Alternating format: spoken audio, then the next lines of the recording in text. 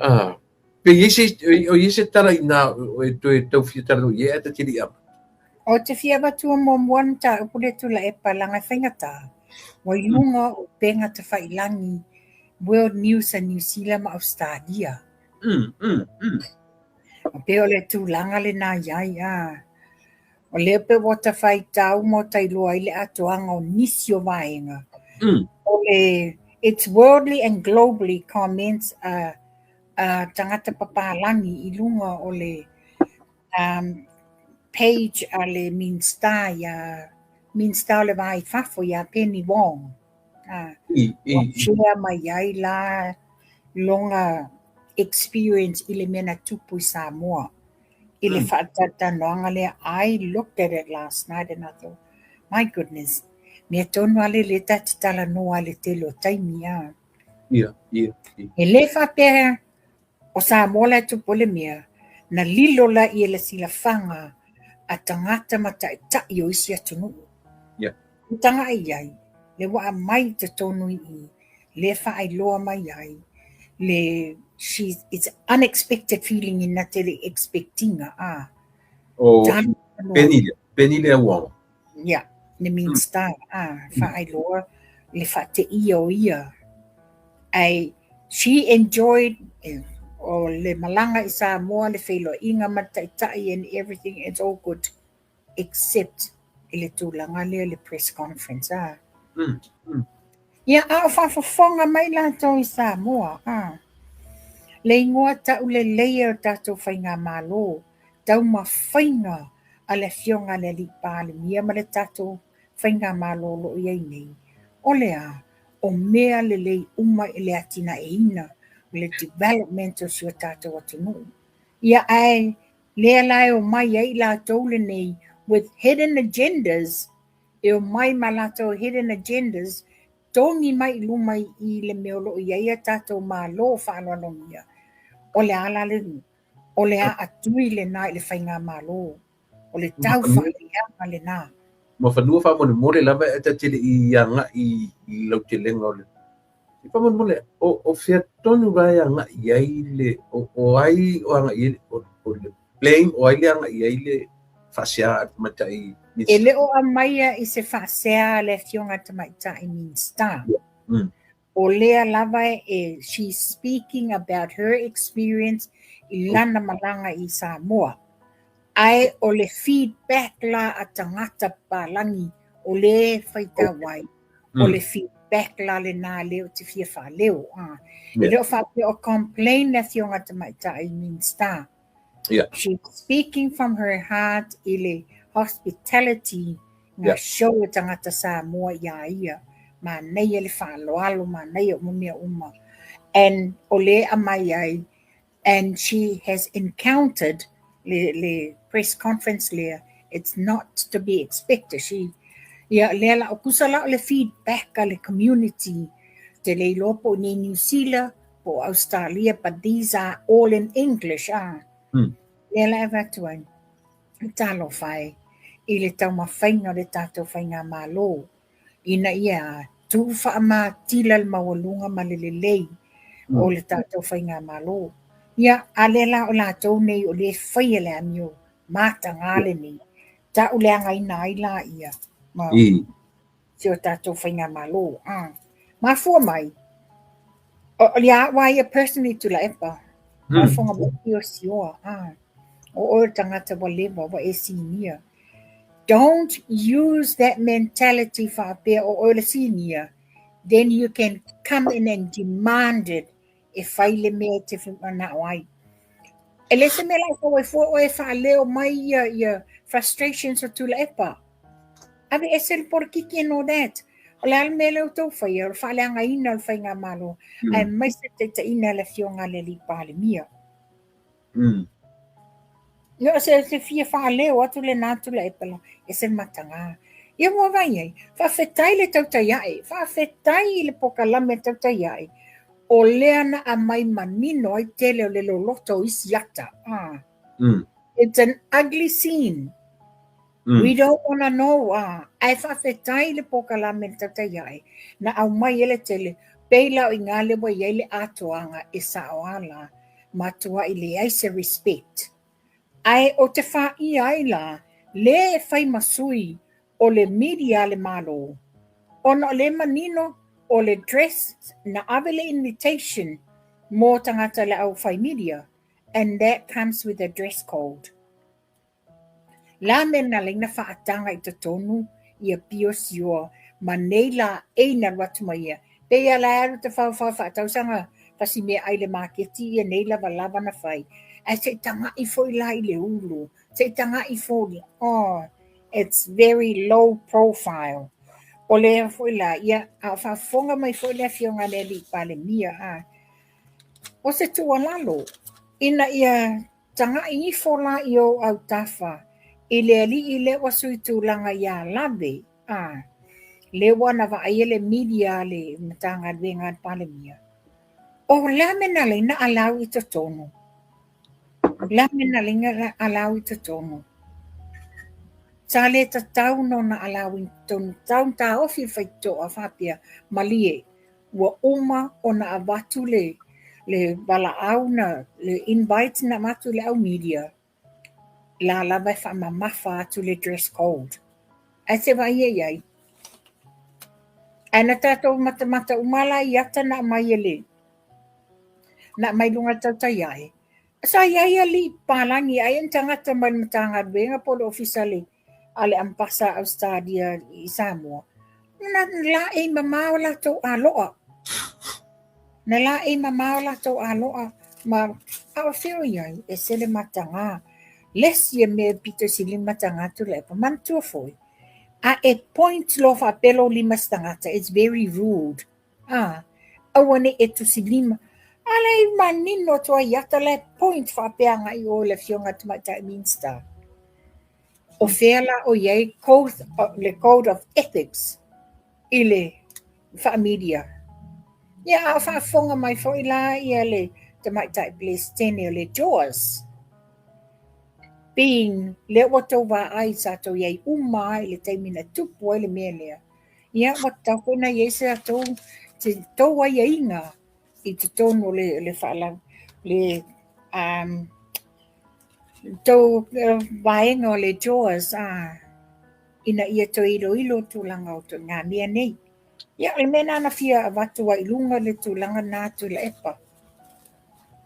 Ele lei. E sili foi ona matanga o fie mo fanua pe a fapeta te falau lo foi soani foi nisi o pe o tautua o nei me uma mo fanu yo to na male laina vaenga uma nei o le tau mafainga le to ina le malana vai e fai ya se mea se fo fe lavo la langi nei e tau mafai lava ia fa leanga o le lava le meta le la tatu vai o uma to inga me ui iai ia tu le pa mai chapipi ui atu i ta sa ili se masai e mafai ona fa leanga i dai ma fa to ilalo i dai ia le fainga malo o le matangala le la ulang tele mo le mena wa na na u tala no mai papa langi o le atuango le mele pe atango e fika le mele atatu le comparison o le mele tu le mai nei ma le taimi fo le lena la to titi au ti ai le ulo town campo ya tu le pa there's no comparison ia ele fai ona o le fo ne pe na pe utile ai a fua ile taimi fo tu le pa ma lona tu le mai mena utile popole ya uia pole a lamba tam fai tu le pa ma lana vai ele to so se me tu mai le mili o le li pipili le suya la ve dan fai se fai nga tasi le upu maro losi le maro eli le nga o sui nei la to o le utu o tele a tangata o mai o le nga due malo ma fanua o te ta watu ya tu o isi tangata tono tangata level malo le o amata nei na pe foringa ma ya kopo te mini o le matua pe pelo io e te tono talo sia ia lela ua tarsia o fai se fai ngale malo suspend le observa na fai ngonu spepa le lilo pio Newsline o te masani le langa o te mau atu te mita alon io o te masani le iai au o matua tele tangata o matua tele o te ava television to lua langa whaia onga i te television to lua na isa lei va ai Lenga ese tamali i o lona whatua. O mele o ne ata mo pio na soifua me malanga attitude le au tala vou saua matu inga winga le ai matangala ala la sa va ai la sa foi tau atu i comments ta pala o ai tu ai E tu sa la express ale freedom o tangata e whapea. Oh, it's sad. Nanga experience a very good trip to Samoa and all that, but you know, it takes these the media, their press conference. Maybe did they know exactly what they are talking about? Did they know why they were asking those questions? Which is, ele o se mea tatau, le mea tonualia, o le wa tau ai atu a kako dirty linens out in the world, e whai mai le criticism. We don't need that. A le mea tonuale sa tau pui pui e le fionga le li pāle mia. You know, tanu i lalo I le tātou domestic, se I uma le tātou whainga malo. It's a very good experience for all of them. Ile ngata te mate parmia o te mai tai minsta. E fa pena fo tatu tai tai. Fa pena fo la le miliard da totu. I think the part o lepe raise concerns. The violence le na tau I loa e na. Le na fa pena tua I unga. Fiako o mafua I oi. O le anga o le sa camera fo le keminga happen ele mea anga mea le experience ka ko media I Samoa ka mo fero le camera langa la le wa nga I kong wa le mea nga o nga o le join le ka ule le nga la u aka ka fo nga sa le camera I ko tangata ia fa le papel le winga ton wal na fa taile le au nanga tata yai. This is where I saw a lot of the photos. Okay. A lot of the photos. Before linga ina wa susu watu le li I malo e musu yai ina ia polale tulanga le tona. Snapshots mai lole ata. Matua te mai a matanga ili. Le la fe mai ai tua mawhapea mai. O te whaingoinga o pe o te whoringa wawa ai le ata whaanga ngeole. Harry Potter ia Smiggle. I whoringa ia na whaari mai a. Le lai whaataitai yo mai mai lunga. Le so whao mātou le media no this. There's no need. Ia Smiggle ia pio lea. O le whaia mai lea li malo. I se whautala ie. Ioi. Ai peo no whai atu. And only a few photos le sa tato vai e lunga atiri foi. I le live le sa whai. Direct lava le camera nga I le fionga tamaita I mean star ma le fionga le palemia. E le o whapea o nga whealua I le camera. Ina ia catch uma mai movement o mea lo tutupu. Pero no, o le au te lenga o mea na tawai ai. O le na maua mai lunga I le au onanga le tautaiai. I le lato so upu lo I Samoa. Le te pue uma mai le tele o ata. Ua tele na me vesi tanga tele media al kakua kung. Ai le ni mele anga me tau te whai atu iai. Ai sea. Langa nga tala tau Samoa te tau na whaalongo me tatu I te le o ngā sami le tau te iai. Tatu te e te tau fo lana improve le camera lea. O ai lava le camera man o I vanga ia. Langa o le taimi atu ai le leo pio. Na I loa la ia le lolangi. Tanga te tonu rata o le whale kongu le iai le meo I le media. Ia langa lela la pila o mai ka kui mai luma I le pale mia ma le minsta. Le loa le tangata o le initiatinga le vesi le. A manuele ai ani nei mau pe fea tula epa. Le ana whaapea e whai le tiute o le afo. Tangata leo pe stale wa ngafa whai lo na tiute. Nā te iloa e le tatau no mai ia to ai ngā ofu te tono le press conference I ai loa whai le whaaloalo. O na so mai e la le tu le pawalanga o lea wa tatal non ta upulea. Le fo il sa fai me le fa soa al tamaita I leo maina.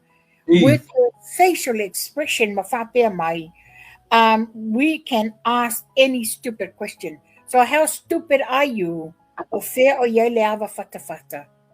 I want to take advantage fapea o le freedom of expression.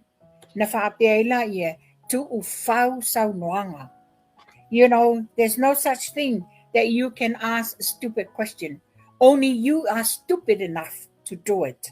O le tangata e yeilo na mafau malfai ai e fitutu na ele whainga le tala. There you go, code of ethics. Isyo pala le stupid. Why? La mele no mai e whaaleo mai manatu o isi tangata ele o presented I. Sawa o ia mai saolo o manatu.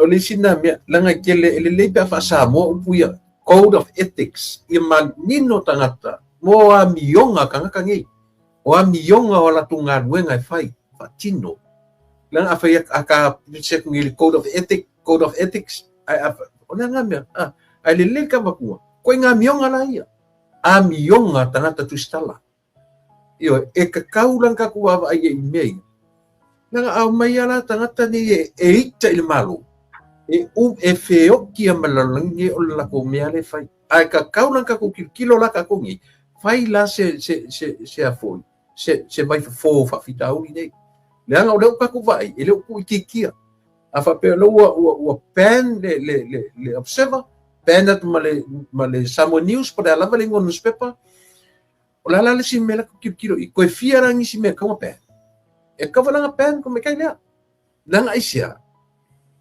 nga li fai ku au ai sawa ia fera me ka ku o nga kongo ni mafanu tata no fo ai mai mo mai e famasino foi sa mo mai ele fata tanoanga la le a seu manu ma ta ele o mai na she was seeing the expression of her facial expression the minute and not mentioning ile politikiki you know she's just really aggressive. The question is, la mai mo masamo. Manino sa noanga le fionga le li palimia. Tu le polokiki I fai por kiki. O mai o tau ia o tau le media. E au ngale tau ngalwenga. O mai neutral. Awato te mai fai tu au. Neutral le mai. Tau te whalongolongo I mea o lo o whapena fsiringia. A mai sa o le fesili I le issue. Awale mai le hia say and all this. Wal me tona le tu lai mai ia. Le ai se tu langa o se tu langa whapea o le freedom of expression na tu whau waila ia o le ma whau o me whai.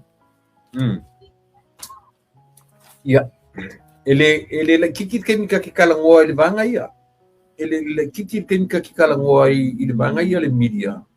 Langa o fasi umi o fai o yai issue so le media le. Ale foringa mai ale o isfale o le molato. E mana ia le saunoanga le fala na po. O fola le fionga le li pa le mia ia ma le te whai ata puala. Le na mai manino na fesilingia ta puala le fionga le li pa le mia. Le ase tūlanga ia le watali manino le fionga le li pa le mia. Ia o lea la o uma ia I tā penanga o meo fufuanga ia I lātou nei. Ia pau le mea tātou ta talo, pa tau nuina malmanuia ia fufuanga le whainga malo. Wa ta tau lawana pa ule sa malai lunga, o ulu I lātou nei, o lo o whaia lava le ngā luenga o le tau whaaleanga, ma le tau whai le whainga malo. Ma o mai e twist uma mea, e leo mai, tātou mai la tala le tu la epa, leo wa tātala no atu le so.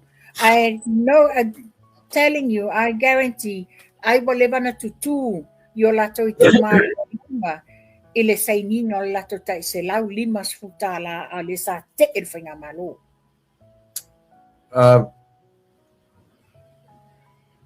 Okay,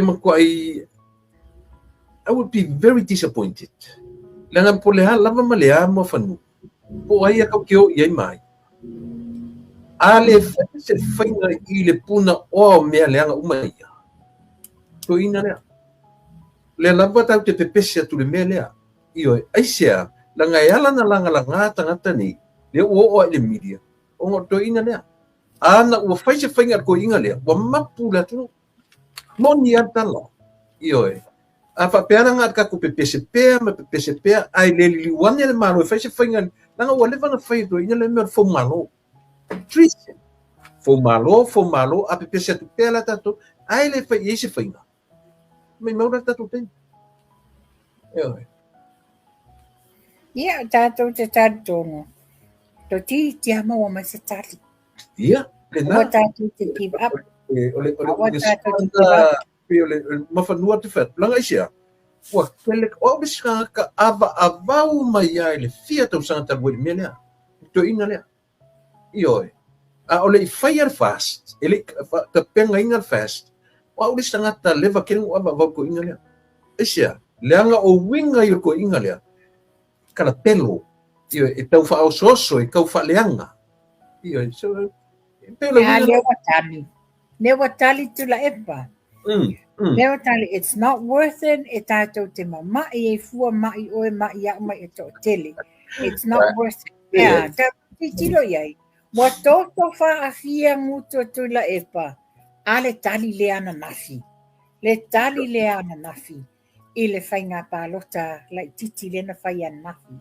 Whio iai. Ma lo le fast mai oi. Vaisi ngano lua. Ma lo le fast I asa fata. O le tali le na. O le e tau mawhai lava tu la epa no matter what. Ia mama ia I peha o ia. Ai tātou. Alo tātou lango. Abere tātou lango. Tātou whainga malo. Tusa maneifa manianga o sa saa mai le tunu.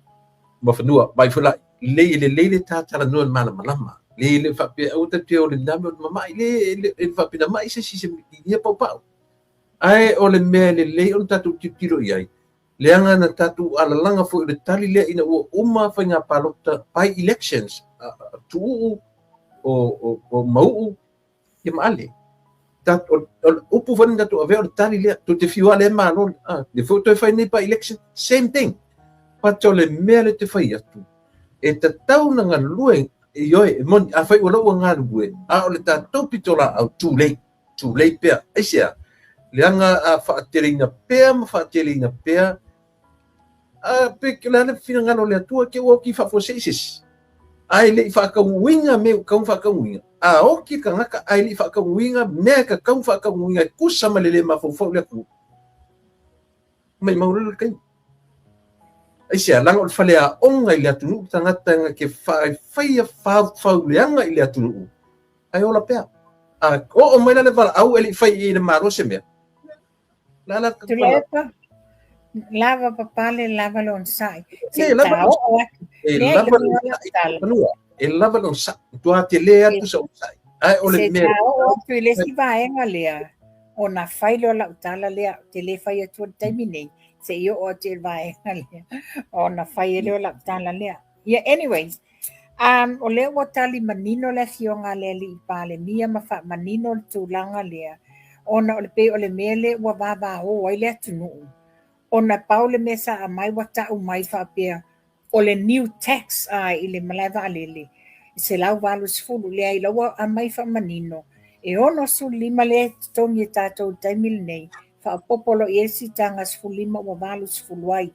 Ai o le livi le whaonga le malaiva alele. Mo le wha le leinga o le tātou Aero Bridge le whaonga. Maisi au nanga wha le leinga o tātou malaiva alele. Ia le ala wa manino ai. Yeah, give it time for the people in whaiana lato wa o le te le yo o ta mawhainga yo o ta mawhainga malo ina ia whaane leile au nanga o le mlewa le maota whapea sau whapea fo ia I whangani I a nena whamanino a whapea tili mai se ngase mai I sa la whai ia pia ele o iai se mlewa le whaonga taimi nei lusu fitu wafe le tau e chata ele va ai whaonga. Ai a whaonga ina mlewa le pe atu e whale leia. Na le tolu a fitele la le tupe a le whainga malo e se whiai. Ia na wha manino atu ai le tūlanga na pe ona sauno ele whionga le li pale mia. Ia le whaua mau atu. To ina wa umal fontanga le pale mene. To as fulu lima tato ngasi o le la amai whafo. to lima e mai nei New Zealand to sfulu e ave intia. Alo iai foi la se nau ta inga tato whainga malo. Ona whapea lo iai foi nisi company. O le ua lato abatini a lato tau sanga tato whainga malo. Mana e whai paanga ia. E le whale mai fiti a whapea tau ngō fia fiti. O le mana ia foi lao fiti. E lata tu ia tato wai whaisina mamao intia.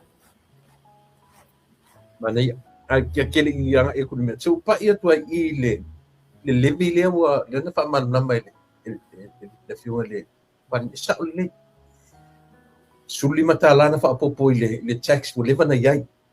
Pa te o lea ta mau atu le tala al pare mia. E se tangata na lato initiatinga. Lea la upa uton te man mano. Pa tasi le me tau tiro e tato mana tu. Le o ale o wangai whai mai o matou na whaia mele matou. Arrow Bridge. It's not a must.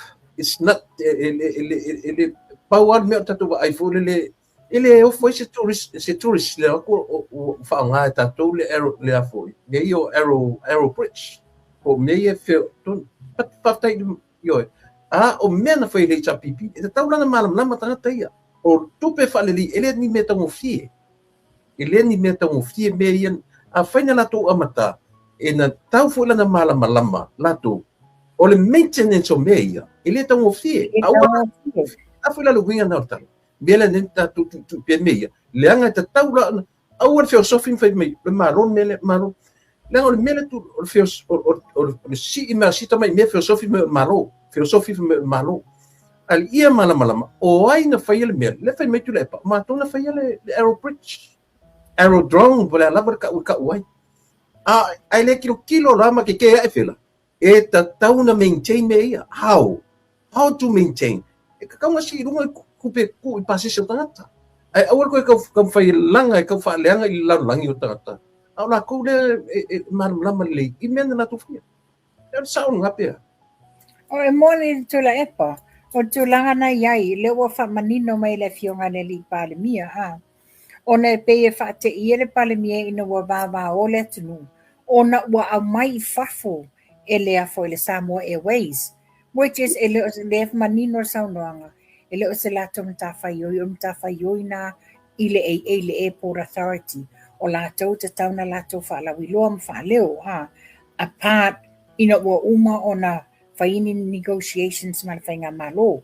Ia atu langa na iai, na sa o le saunoanga, o le Arrow Bridge o le taimi o le pae inga atu le epa, Ai ele fa pena na mai fa le Arrow Bridge. Na taki ele fa pena e automatic lavana fa le Arrow Bridge ele mantua ele taimi no fito a pai mai ale le pai inga le fas o pale miele fianga ia fia me. Matua tu Samoa. Na matua tu taimi fito uma le fainga filinga mana ele o tonu le Arrow Bridge aircon. Ai pe tolu e masine vai mato ne ai ia le taimi o le timunga e tu le maalele a mai mato I lalo e stau le tau fitulinga le taimi o le timunga I lunga tame mo le se Arrow Bridge ona wala to titi pe ono e masina o foi o le anga le se Arrow Bridge ia asa ta fatali po fele le tulanga e faiena na to repair ia out tatono ele o se tau ngō fie e to e service ai nei a se tale al mlavale le tau ngata le ala o ela le tulanga le wa yele le livi fi la le le levi le la watu I lunga I pasese ia tatonu so se tunu la vai fafo e malama therefore in New Zealand ia le time really increase they added into the airfare together with the airport tax wa umaso ia sa elatu malau form e alu fatumu to tongi lau airport tax but now it's all incremented into the airfares le vola tulanga la le la tula I mai le foi e le livi filia o le la tam fai increment into the airfares malo mana ia foi e se le tele foi o le fa mama avenga mantua o le taimi o le pai inga le fas le talwai nei. Lea na mātou mo mawina, i le taimi tonua le malo tausi, na mātou mo mawina, e le misi le aso ma le peo le pawa. E whiala mai le tae au, ta momoe le po o lai ola le pawa, e whiala mai tau le ono, pe uma le pawa. So, quite often, pe le pawa. Le la wai sa, yai lai, mo te sa moa e mai lo fasa launga le malo, mo a inga uma o wa whaaleanga ina lato mea tō tino, ono le taimi leo le power surge, whaima pea le power, for the people to come forward. Le lawa le tupelo whamatu o le 1.900 million i mo i lato uma sa whaaleanga ina lato mea tō tino i le peso o le power. A le la whapea na o si vaenga lo o iai isi o lo whaia i lo i longa msuenga o nisi foi. Ai mai se la ta ia claims te tele, pe o la o fai pisinisi. Ia e whaftai e fod whainga malo, mua babe na foi, na whaalawiloa, ma babe na whaisa i ringa, ona ina ia mwhaina toni me tō tino a inga. Le vanga na mawhanu whamulmore. Tā lusia ia awa o ngā foi mele misi ai le au kala pepelo 1.9 is a lot of money. It's a lot of money compared to the 8 million. A whai o e malu miliona le mea na initially. Tō a tele, le la wa scale mai lo i lalo, ma tō i whai le leile suenga ona sasa ili. E le whapea wa avele peo le pawana mai lo se me wa levan whaleanga ina. That's why they've had na yele committee na tu whatasia. Whai e whapitoa awiri i linga whaftai o lewa whatau nuu le whamoimoe That's good. O le mea o se mea pito i whanono ai tula e pa leno toi whaitau ai nei whamanino mantai au. Po o lua nisi ali i malo le malo o lea whawa toi suspend. Ai whape o iai maisi. Le whape whaamaonia mauai no mela o lato telefoni o le whaiwheutanga inga ma i la tau le nei waka loka ina i le tūlanga o whala o whasaina. O le whesili la le no whesili a iau ne le tae au ina o maua o maleto le tele. Leiti oa ma mafa ma te lele whaale tonu te tonu o Samoa o le whala o whasaina. Ai se onga o lea lava e iai le environment a li i leo. O pe o le mea tonu lava le na sa whaafenga tai, ai whaafitai i le fionga le li palemia o ia foi o le minstan tanga luenga o le watutua ai lava ina ia whai titia. A whaia o le au whainga luenga malo o lo iei ia fianga. Mōlia, o lava ni mōlianga e whanpuipui ai, so be it. You know, tātou whaia lofa i alo ma whanau. Like I've said it telo isi tāpo kalami, I've seen it with my own two eyes. Le telo tupulanga talabo e ai la fianga i mea ia.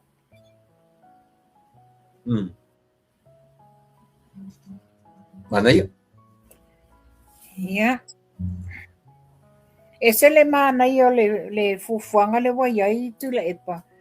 Telo whasolonga o tala tupe ma mea uma telo mtanga benga. This is the first time wa o molmawina iau. 2.9 million US dollars. O wha mea alofa mai el malo o Amerika mo le ofisa o le wa aifetu wa adau mo le observatory.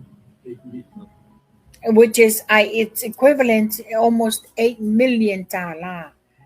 Pau leo le mtanga luenga leo te wa ia pere taimi o te latu i Samoa.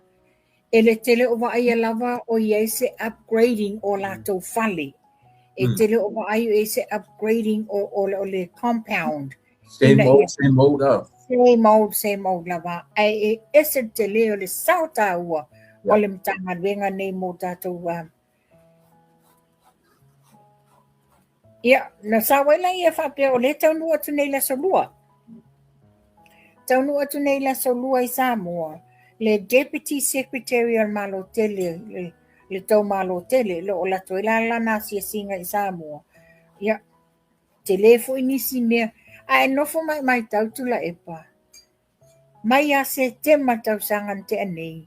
E o mai nei le fata wa fia le tele o tātou tali ngā mālo, o tātou whai ngā mālo, i mai atu no i whafo. Ua fia malanga atu i Samoa, ona o le asa sa atu whaamanianga. Ona lewa titilo lātou, le anawa tau le na amai le tātou whai ngā mālo i te tonu. O le anawa tau ale fast, leo pe wa international level,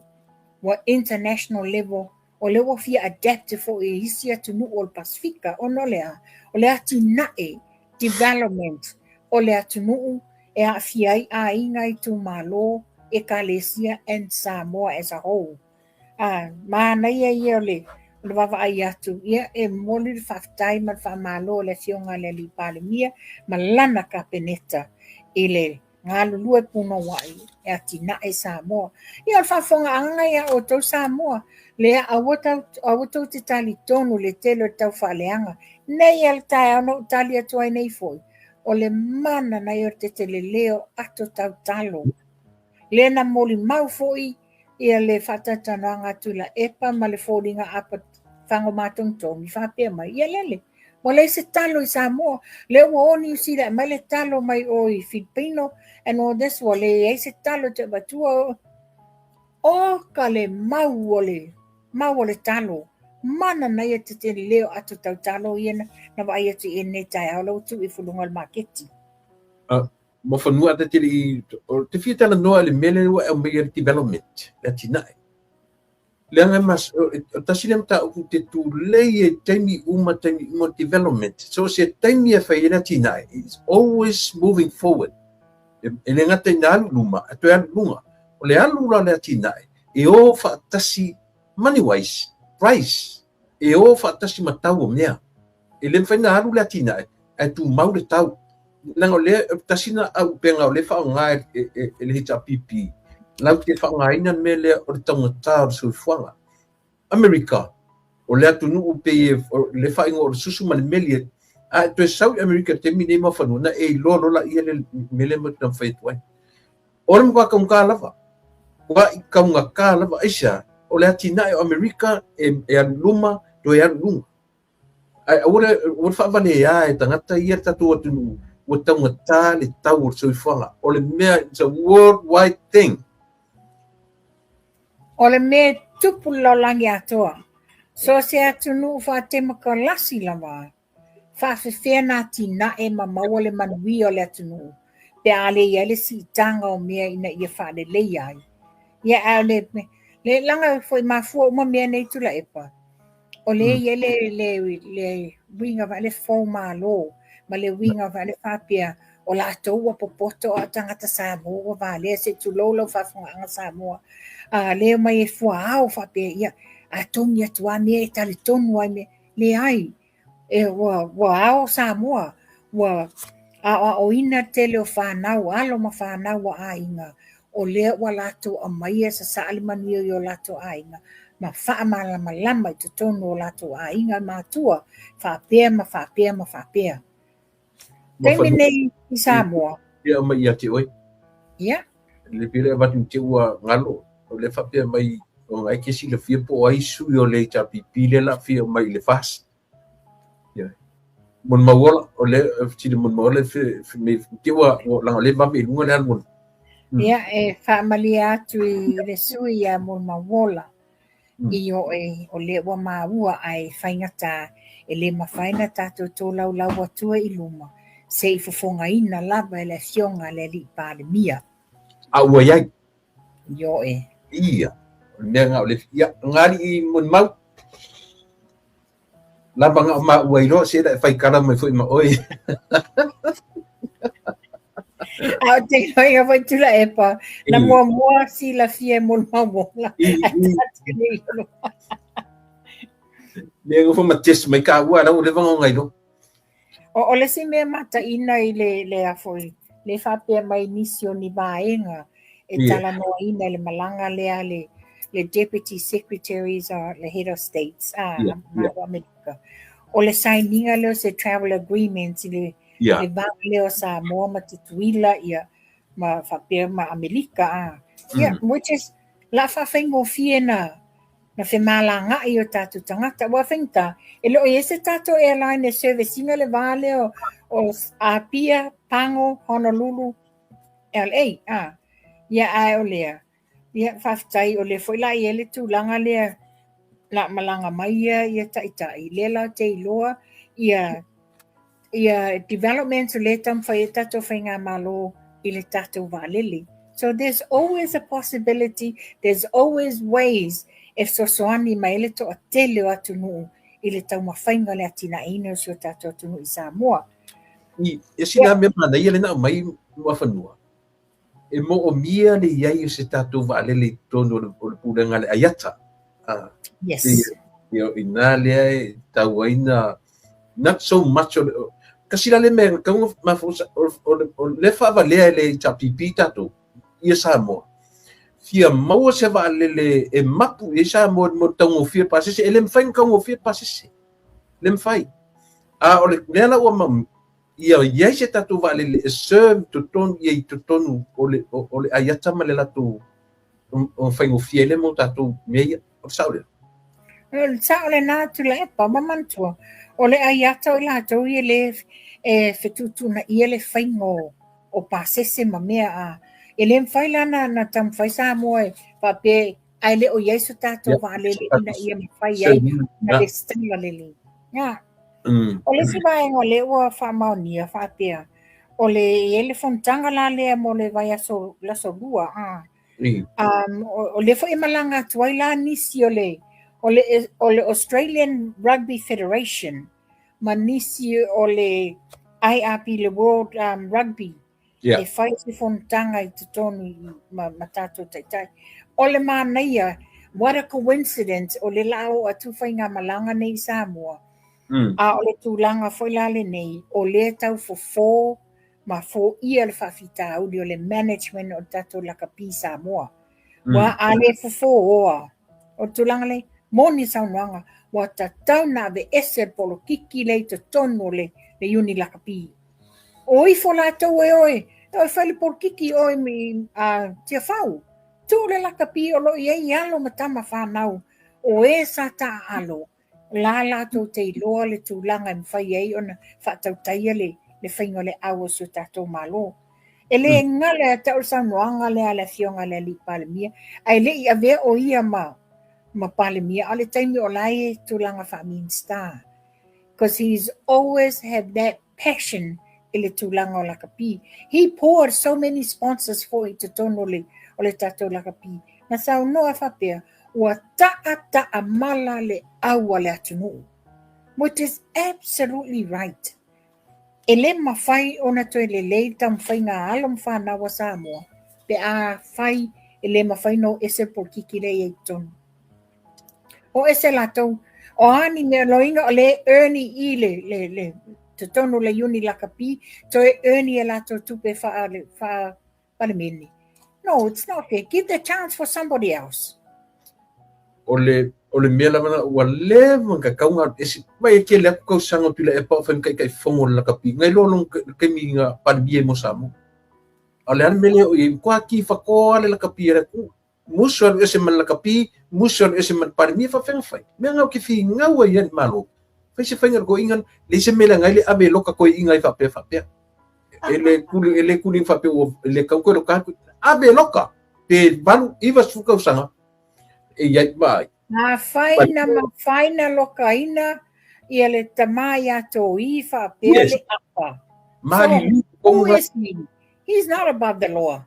Yes. Mali liu ko ngol fa puinga ko inga. Yes. Ko inga le. Ia ana o mai la ia.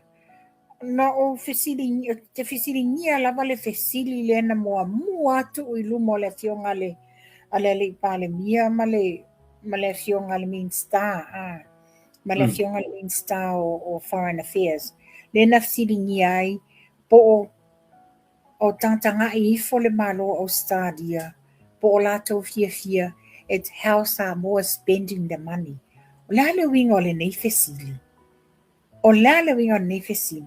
tu so le wato fasile ngata o popula o na mata la foto al nei fesili il min sta fa pe O tō vai mai i le whaale tonu ma so tula fono o na whao ngā ele pale mia sa mo malana ka peneta ia tupe le whainga malo. Ia le matana, ale na tali manino le fionga le at the Mean Star.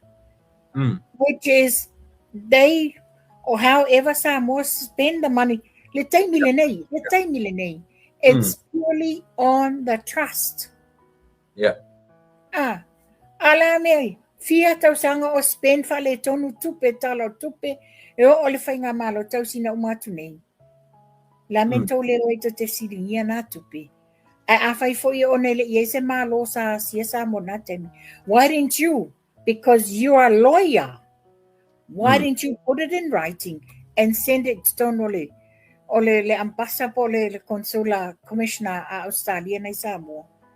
You know, tu le dirty politics na tu te mai a mai, ma tu le melo le o mai e tau whaaleanga. Because that's exactly what I don't understand. Ona o le wa fesilingia e tosi le fesili lea. Aitea, it's because langa lete lango lau parti le fai ya mama pea i le sab. You know, o na o mea mata ngā to te o mai, na mai fo o to te ata mamai. A le to te mai fai e tūlanga. O le fesili i le vanga ia. A whape o kankangi leka o senior media, le ori ia. Nā mele mai kaimi o press conferences ale pale mia. Tosa ia manino tula epa. O tosi. She was a radio announcer i le Radio FM.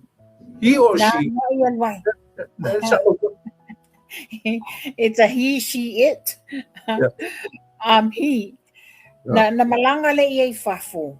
Lea la wo mai ia le taimile o lo o no fo ie lona tulanga fa fine a. Lela malanga lo I fafo to e fai o nanga maalo e to e onga ma waila na fa lo ia. Ia le wo fai lona ainga malona fa nau le wo to e fo ia te Samoa. Now he's a lawyer for the Samoa Airways. Yeah. Ia mantua. Ia, o le te lo ia te tono le ofisa o le Samoa Airways.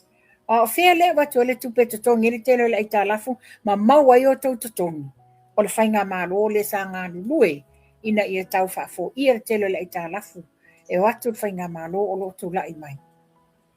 Te lo fo I mawhanua, le ka a te akinga pere mele. Mana tua fo I le nau tu lai mele malo fo. I feel sorry fo I na wangai whai mai le anga le malo fo o mai si I lunga tau o pasi. I miss her from Apia pango Apia. Fea lar mea iai. O ina le sa wale tupe le to tongi e tala fu le valu se furu miliona I le te mili nei ma toe au mai va alinga mai fau toe fa le tu Canada ba le atu te tongi e tala fu to tele la whainga luenga sa vaea le ni tupe tele o le na atu nel whainga malo to e tau wha wasenga o ai umala tau na vaea mai ana fea tau tongi tupe tangata ni ai te roari ma whanu o le nau tau whanongo longo atu le whiunga li pare mia. Pe o le tau ta ua, pe tau o so vale Samoa Airways le whare. Le lopo le sifile o le kokongi, pe. There's no doubt. No doubt. Sorry.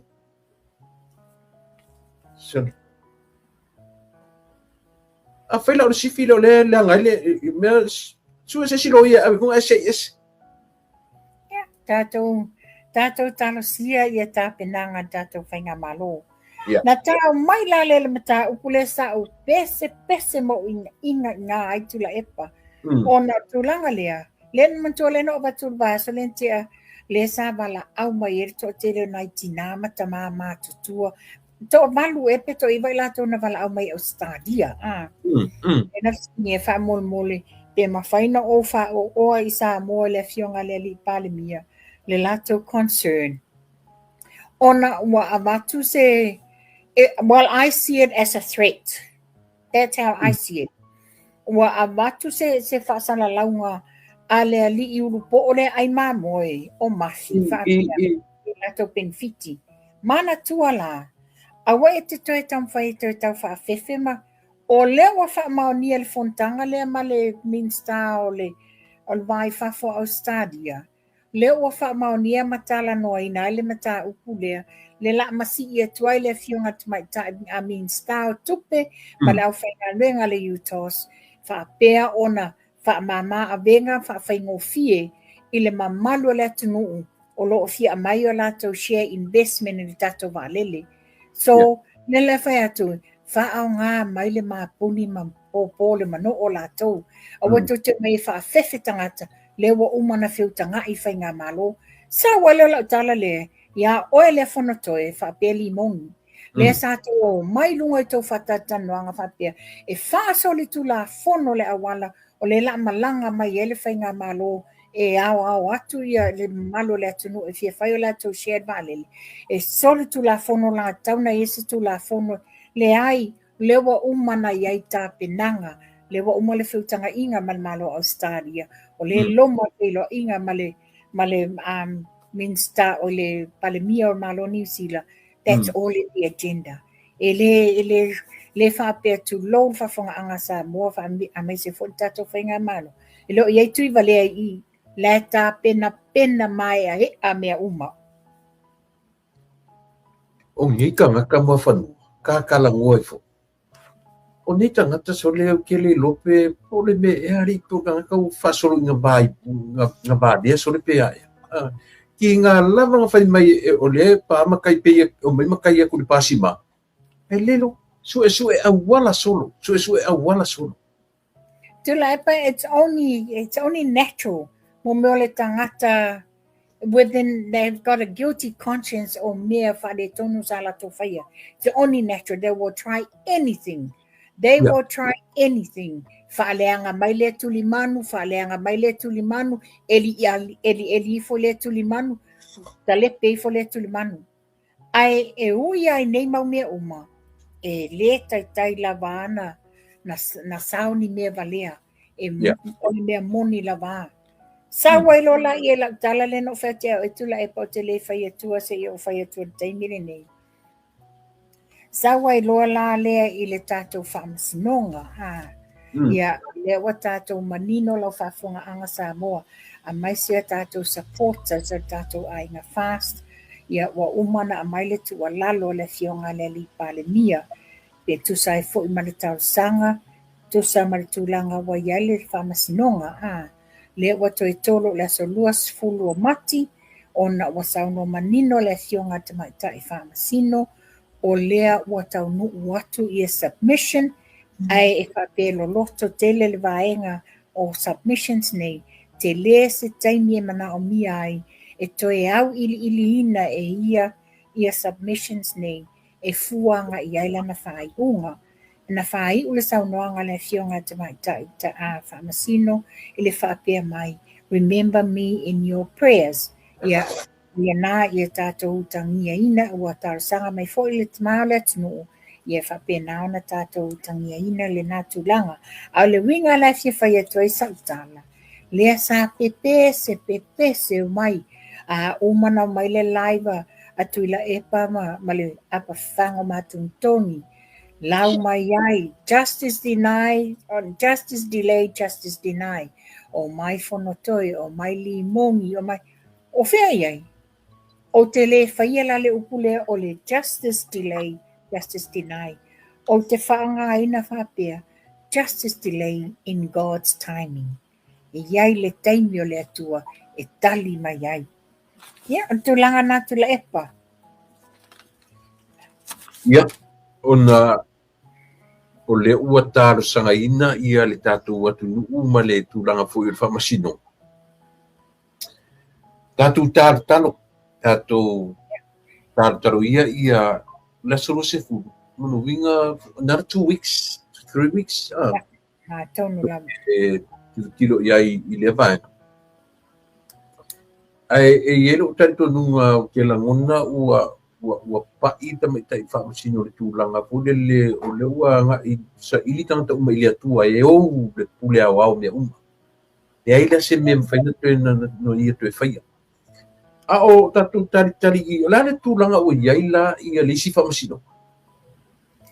O le wa reserve, I believe this is what I heard this morning.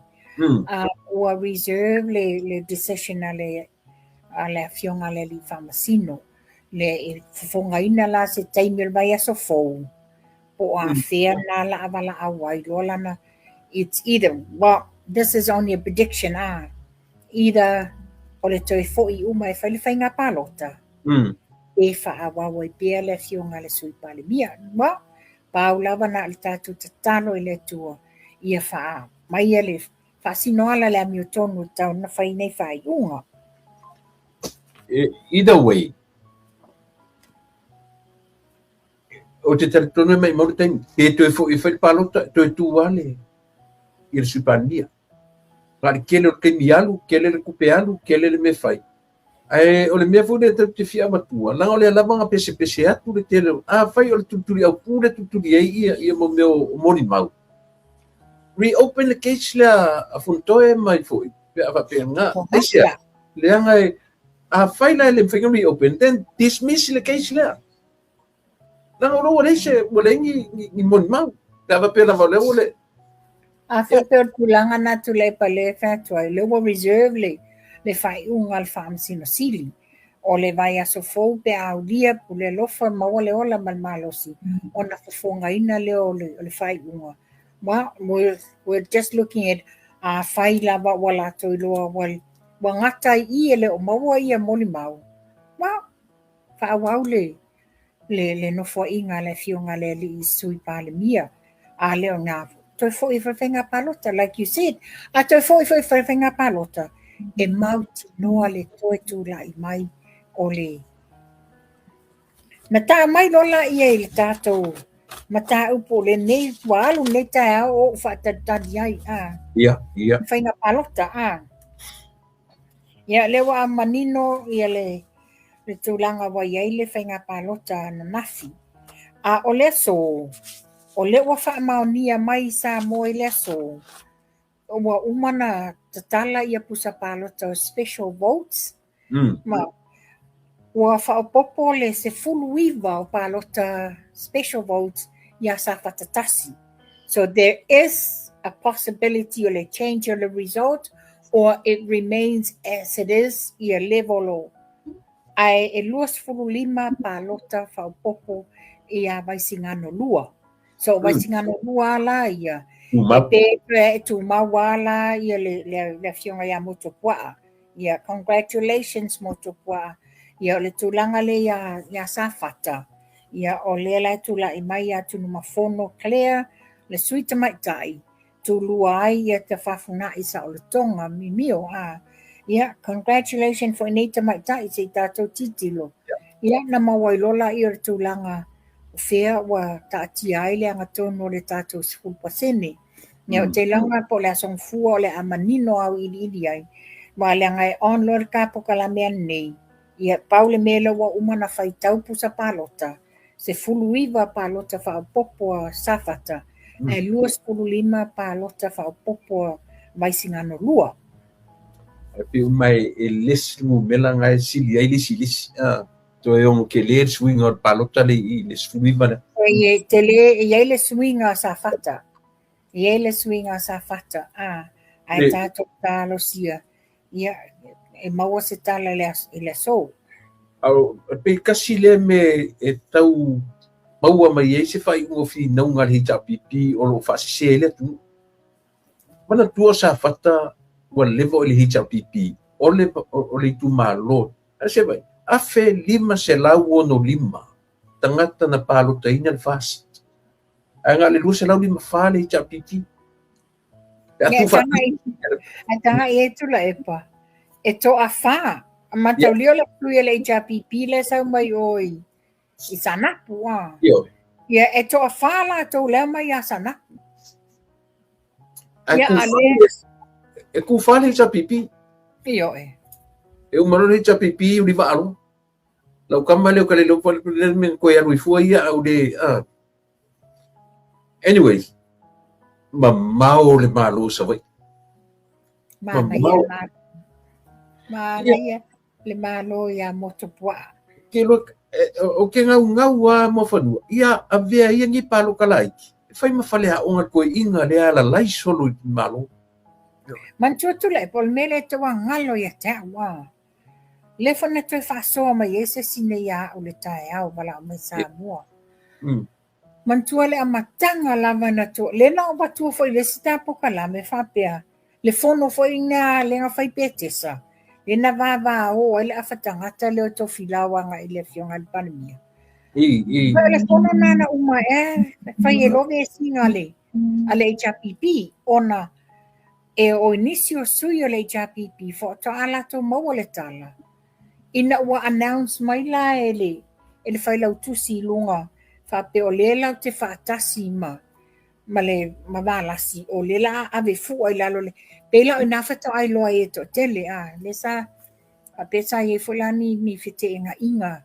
e le fi le to tele ona ele fai na se to tolu ni tono o le vaenga le HRPP e fondinga mai la o le wa pe ana o la to va pe wa leva a wale ai se mana i o leo o isi suia fai pule ka pe ye ni si sa te ena le mana o ya valasi ia na ngata ngata lu ki bopi ale fata ma nei na o fa pitoa la va ia le executive ale supo sa na o momoli ia le lato suile i o momoli lato suile run aksea o le fisili la ia o le tao ina wawala au mai se si mai sa mo ma fa soai e se ra so lusa ia valasi fia me malato vaenga ona ua faile palota le tula i mai e manino la va pe alu valasi pe ai le tula i mai a o le tulanga le ai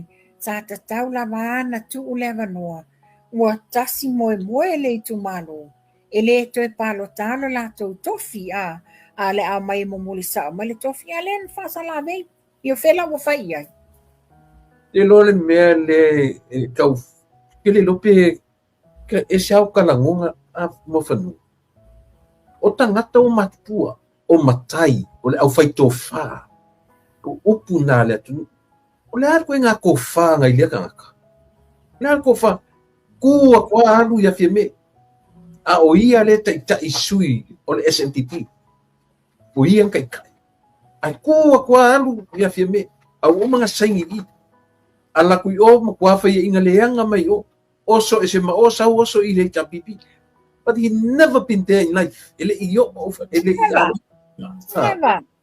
he was an HRPP candidate from the get going alu winga no tala mo fa ia o le matai te mai tai e kau ye sa ko fa pe afa pengi pela o fa pela la tu la o se vai se e o sa to fa pelo to e alu tangata na fa ye ura unga tonu te mi le cha o fonka no tu la epa no o te le tu ma wala lo inga lo tangata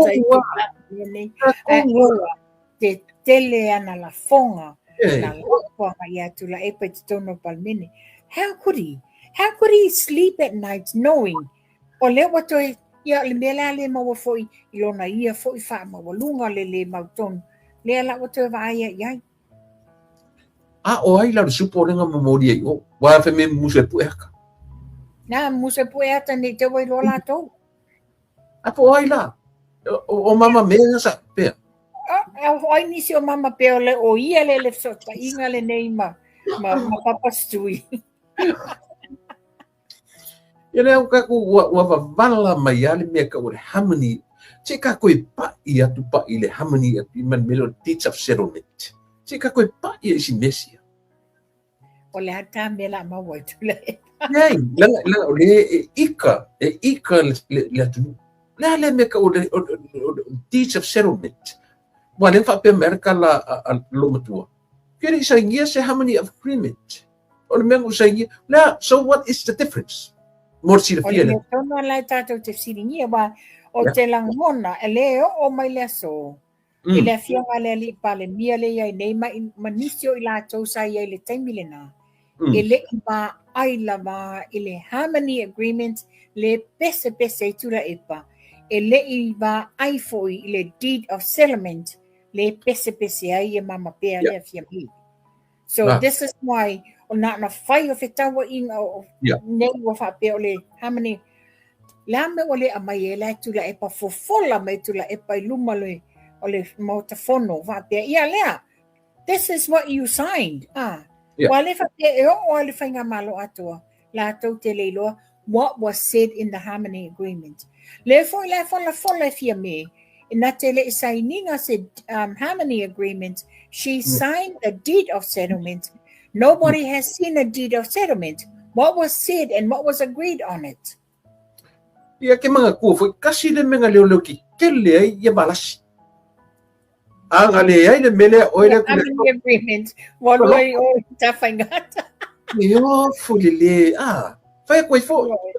Yo fulile mang fanga fam fa peso. Oka ngi ukanang kala foli. Ai avaku foi akula e pa malaku. Avaku asapu. Fa koi foi. Pero lo winga. Se ia me ko ngi me. Moni tula epa ti lo enele tao. Na tau no maneta fe o fa malawa ti e ni fai tionga mani. Comments at tangata lo o mai lunga fa pe mai. Malasi. Na vaila le ulo lau sa malale. So mai. Ia tu sa o lo le ulo lau sa malai. Ilungo tu mo tula epa ma fono to e malimon. Mi polole hour sa malato e tai lo utu afapia. Yon this was all papia te le fia talia tia. Ia finga ta finga ta ona se fu e tau ia ai o tu langana ia o le tala fia ngaila na to fa le mena tau na fai. O le matanga o ia o le matai o ia tangata matua o ia tangata sini te tono o le vaenga whai na fast. Mana tua ino to mai le SNDP. Na tilo le lato strategy, lato le mawhai o na malo. The only way o le merge whaatasi, le lano mai e. Na whawhinga tāna tali le fionga le, ale taifono le vaenga le fast. Le amena iai, le fionga ia to le foa, vui. Whape fukia ia le pali i mani e tau la taune ngā lulue. Ngā lulue ai oi ma whapeana tua lalo i le fionga te teifono. Lena talia ai. E se vai e le mea whai. So ai, wa ole mea moni la wā, ana le sau e alu le fast, e le tu lai mai. Ia valasi le. Yo e. Si ka koe pa ia le, se e mo ia lango le, ka ke mumusu e amikanga kai ai tatala noi fuli le i tangata ia la lu fio e se la fio they don't care. They wanted to go through the by election. Kakan moi fuli mo si le fia le atu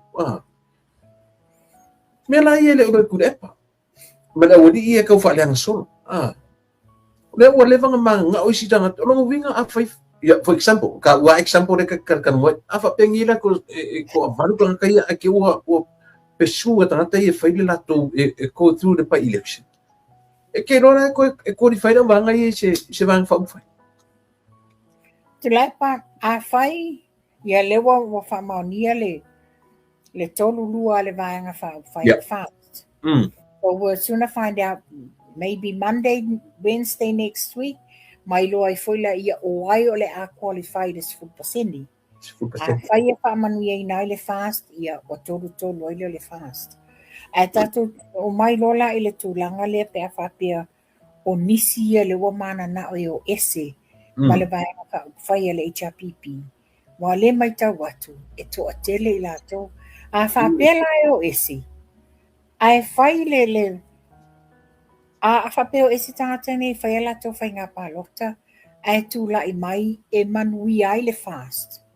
Ia wa declare foi la e non-void le tūlanga le party wa le anga maa le HRPP to stand as a party e la tō te whai le tuangai al whai ngā malo because they don't have the quorum ina ia mawhai ena la tō angai le whai ngā malo. Mangi ro e o ko alo ko inga man lo ma ko era wa fele la ko dise Wa la le si me ko ku yanga o mori la su yor sapio. Which is our man now for the coalition. They all had to go back over let to find Yes. out. O fa nga They pa. can't just switch leva ala to no. But they Now had to la fono na kapawe to la epa. Well, if he's le la o maya la babala mai le ato le mea e to e alua ie e fai le mea na na fawina. ki sila fia o e mafanu. O le fia kele le ye le wanga ia. E o ai ale pa. E sau ngiu pe ako eu sau ngiu fa inga ku le pa. Sau kau fa mo o ke me. Mea mongi an. No lava. Io e. E manino lava. Ia titiro foi la ia o le lesi mea tu la i mai. Titilo la ia. Ne te wo e fai sa coalition ma batu ele au independent Ia walo leo uma whawhenga palota. Leo te loanga lelei. O i tumalone they're reluctant. Reluctant leo te whawhenga palota. Si umu. Le ba au fono ti. Ia. Whaleata lua. Ia. Whaleata lua. O ele tumalole sa o elau tama. O ali patai tu pai lang. Ia mai nā. Ia. Wali. Ia ma whanata tonu. E mantua le o leo te whai atu i le au independent. O ilau, ia. Lau independent ngā, they are so confused e le mana e whawhenga palota. Why? Because money-wise, costly for them. O le mautinoa lava, o le taimia e switch e whawhenga palota. Tau no e lole upu. Goodbye, Felicia. I.